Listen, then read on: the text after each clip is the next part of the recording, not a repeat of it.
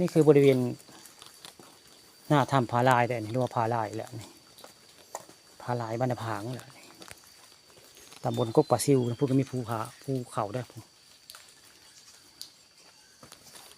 ตอนเช้ามื้อนี้ผู้ข้าพากันมาเที่ยวมาชม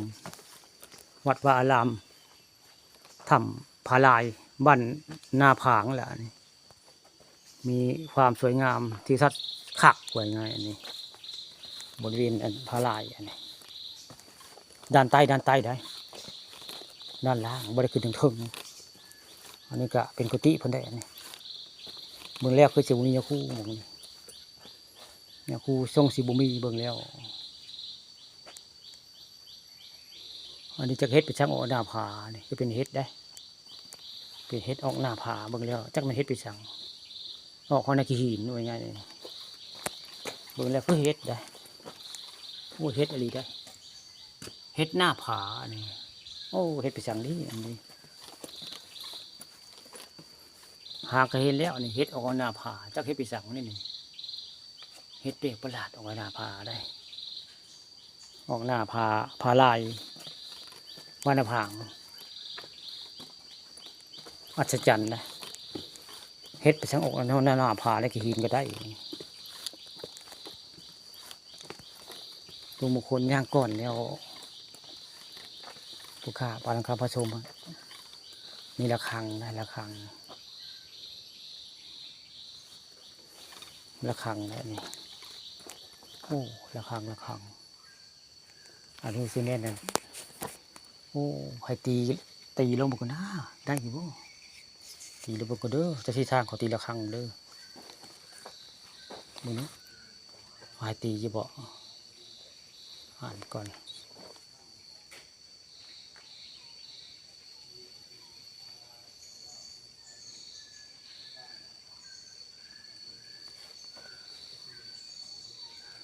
พอตีแล้วมึงเด้อจะที่ทางระฆังเลย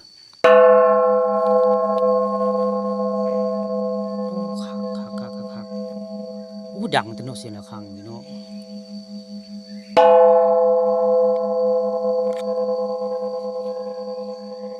ค่อยๆกระแหงแต่แท้หน่อยเนาะ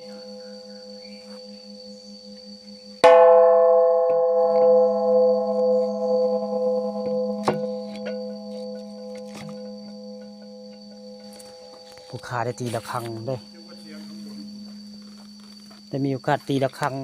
มาเห็นระฆังหรือตีระฆังลงบึ่งอู้ดังท่าได้ตีบ่แห้งดังแท้ๆตีบ่แห้งดังท่าระฆังเลยโอ้แห้งท่าดังท่าระฆังค่อยๆได้แห้งก็มันตีแห้งสำใจเท่เนาะอันนี้ป้าตัวแห้งท่าได้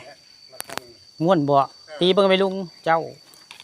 ผู้ฆ่าตีได้คักคลิปดังปังคลิปกะถ่ายทำยังไงดังขึ้นระฆังนี่เนาะถ้าดังกลางวันขึ้นระฆังนี่แหละนี่ตีนะลุง3 ครั้งเด้อเบิ่งลุงคนมันตีระฆัง3 ครั้ง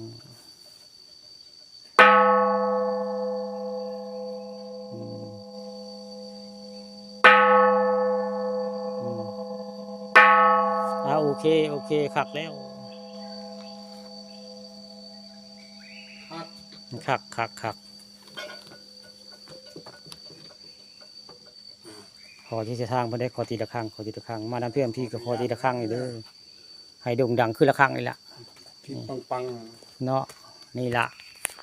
ทำผาลายบ้านนาผางเบิ่งแล้วคักเลยเบิ่งแล้วมีระฆังตี